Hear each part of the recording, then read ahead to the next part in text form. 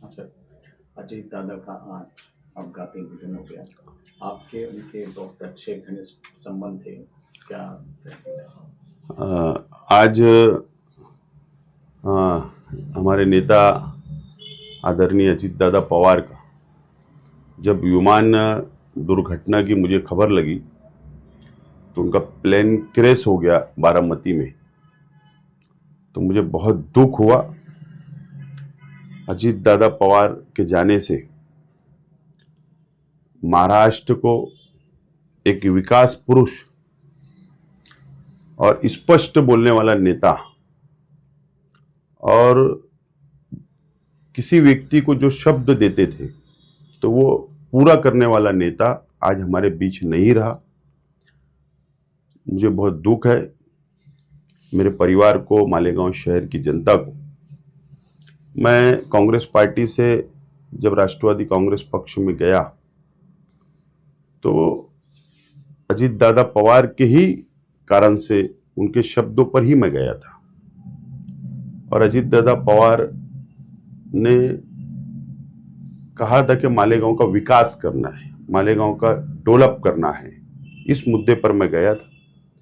जब महायुति के साथ अजीत दादा पवार शामिल हुए, महायुति के साथ गए, तो मेरे लिए बहुत बड़ी चिंता की बात थी कि मैं महायुति के साथ अजीत दादा पवार गए तो मैं कैसे रह सकता हूं। तो मैं अजीत दादा पवार साहब के पास गया और मैंने उनसे कहा कि दादा, मैं महायुति में आप गए, मैं नहीं आ सकता। तो उन्होंने कोई गुस्सा नहीं बताया, कोई रोष नहीं बताया। उन्होंने कहा कि ठीक है, लेकिन हम अपने संबंध नहीं टूटने चाहिए। और मैं राष्ट्रवादी में नहीं भी था, मेरा खुद का इस्लाम पक्ष मैंने स्थापन किया। जब भी मैं मालेगांव शहर के विकास के लिए, मालेगांव शहर के डेवलप के लिए कोई समस्या लेकर उनके पास जाता था तो कभी भी उन्होंने भेदभाव नहीं किया। जो प्रेम पहले था वो प्रेम आज भी था। और अजीत दादा पवार साहब, जब भी मैं कोई काम लेकर गया मालेगांव शहर के विकास का, तो उन्होंने कभी भी मुझे ना नहीं बोला, जबकि मैं उनके पक्ष में भी नहीं था, कभी ना नहीं बोला। जो काम मैं ले जाता था उन्होंने बिल्कुल मेरा काम किया है। ये शहर का बड़ा नुकसान हुआ है। और मैं इस्लाम पक्ष से महानगर पालिका की निवडणूक लड़ा और शाम को उनका फोन आता मुझे, जिस दिन निकाल हुए, मुझे बधाई दिए कि बहुत अच्छा तूने सीटें चुन कर लाया, तेरे को बधाई हो, और शुभकामनाएं दिए कि आगे भविष्य के लिए, राजकीय भविष्य के लिए उन्होंने शुभकामनाएं दी। एक ऐसा नेता जो उनके पक्ष से मेरा कोई संबंध नहीं रहा, सिर्फ एक पारिवारिक संबंध, एक